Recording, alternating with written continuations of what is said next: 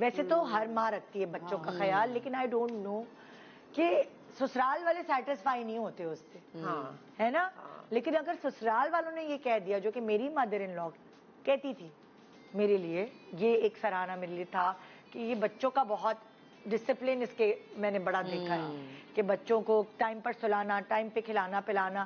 سو وہ کیونکہ ہمارے ساتھ رہتی تھی تو ان کی نظر کے سامنے ہوتا تھا، تو اس چیز سے بڑی خوش ہوتی تھی. اصل میں کوئی بھی ورکنگ وومن ہوگی نا، وہ اپنے بچوں کو بہتر طریقے سے پال سکتی ہے، کیونکہ اس کی ٹائمنگ بنی ہوئی ہوتی ہے نا کہ اتنے بجے میں نے جانا ہے.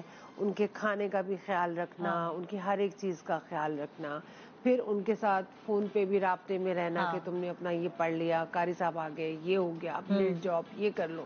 تو مجھے لگتا ہے کہ کام کرنے والی جو ماں ہوگی نا، وہ زیادہ اچھے طریقے سے اپنے بچوں کو پال سکے. پھر اس کو باہر کی بھی ٹینشن ہوتی ہے، باہر کا بھی اس کو پتا ہوتا ہے کہ باہر کیا حالات ہیں کیا نہیں ہے، تو وہ اپنے بچوں کو بہتر طریقے سے گائیڈ کر سکتی ہے.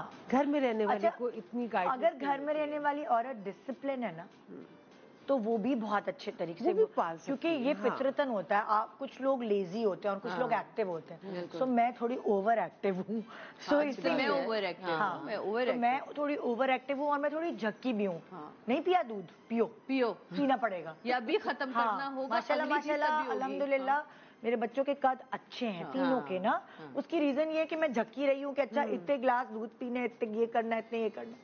سو وہ شاید وہ دیکھتی تھی تو وہ یہ کہتی تھی کہ یہ چیز مجھے تمہاری بہت اچھی لگتی ہے. رات کو بچے میرے دیر تک نہیں جاتے، میرے بھی 7:30 8 بجے سو جاتے تھے. لوگوں نے شرطیں تک لگائی ہیں کہ جو چھوٹا والا ہے، تم باقی سب بڑے ہو گئے ہیں تو گھر میں بڑے ہوں گے تو یہ آپ رات کو دیر تک جاگے گا. شرطیں تک لگائیے، چیلنج تک کیا ہے. لیکن یہی چیز میں نے اپنی ماں سے سیکھی تھی کہ رات کی نیند بچے کی پوری ہوگی، وہ پڑھائی میں خود بخود اچھا ہوگا، خود بخود کھائے گا، اس کی صحت اچھی ہوگی، ہائٹ بڑھتی ہے، بچے بیمار نہیں ہوتے.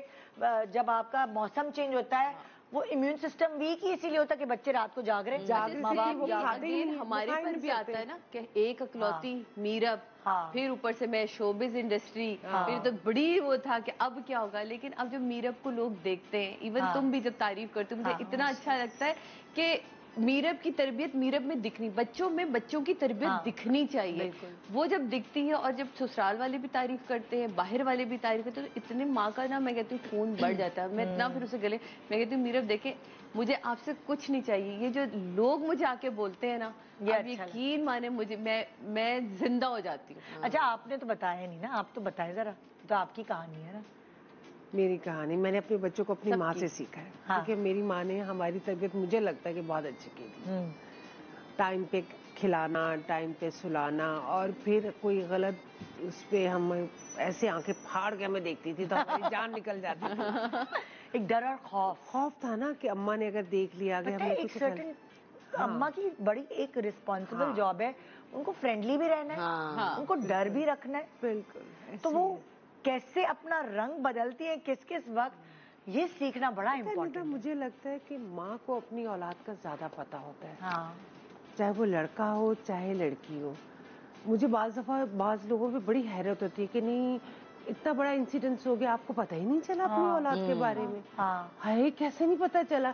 میرا تو بچہ جس کروٹ سے اٹھتا ہے اس سے پتا، مجھے تو اس سے پتا چل جاتا ہے. پیدا میں نے کیا ہے، ایک ایک اس کی مومنٹ سے مجھے پتا چلتا ہے. کیسے اپنے بچے کوئی چیز چھپا رہے ہوتے ہیں، یوں پہنچ جاتی ہوں وہاں تک. اچھا یہ چھپا رہے ہیں، چال میں گڑبڑ ہے، ہنسی میں گڑبڑ ہے، کیا گڑبڑ ہے. بالکل ایسے ہی ہوتا ہے.